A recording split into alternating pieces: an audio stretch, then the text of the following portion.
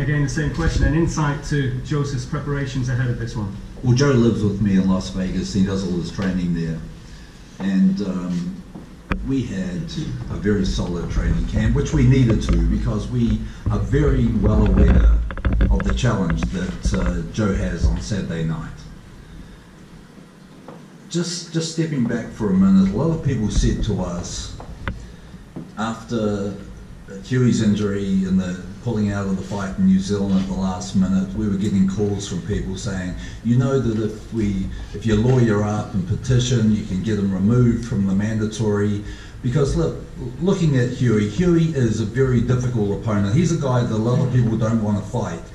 And we sat down as a team and I said to Joe, you know, do you want to fight Huey Fury? And he said, I want to fight the best fight that there is for me in the UK at the moment.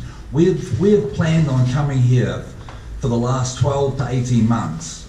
We wanted our fight here in the UK to be a memorable fight. We thought that Huey brings the biggest challenge to us. He's a guy that is very skillful, he's very awkward. He's the sort of opponent that we know that if we let him dictate the terms and fight his fight on Saturday night, it's going to be a very difficult fight for Joe. So we've prepared very, very well for this. Joe's last 2 training camps and his last 2 performances in the ring, even though we won the world title and defended it once, were not his best work. This particular camp, we've had an outstanding camp. Everything's clicked, we've had no problems with injuries, and as Peter said before, they have no excuses, we have no excuses. We're trained very, very hard for this. We know the size of this challenge.